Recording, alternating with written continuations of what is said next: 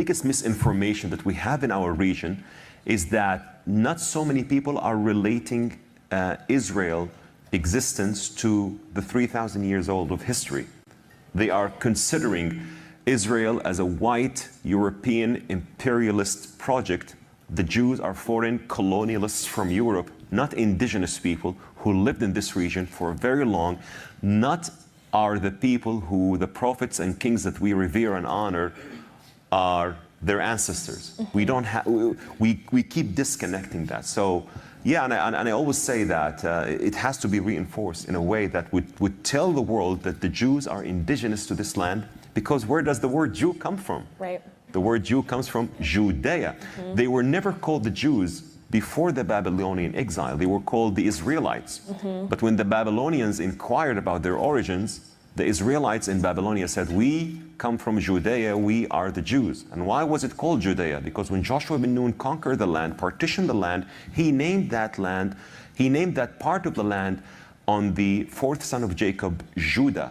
This is why the Jews in Israel still call it Yehuda v'Shimron, Judea and Samaria.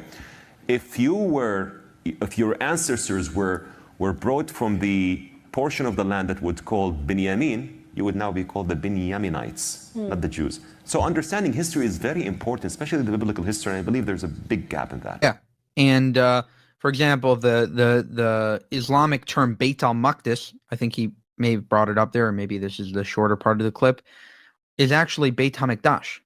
And so they are using our terms, twisting them around and presenting it as this is Islam.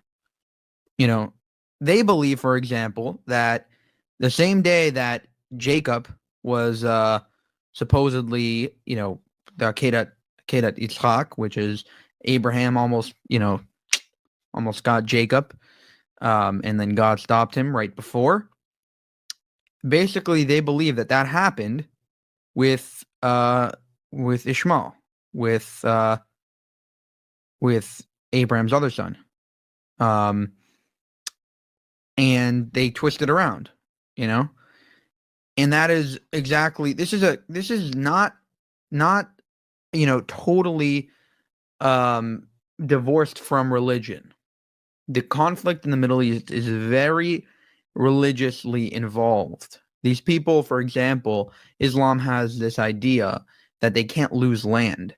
And so when they lose land, supposedly lost land, even though it was the Jewish people's biblical homeland, they have to get it back. That's part of their modus operandi.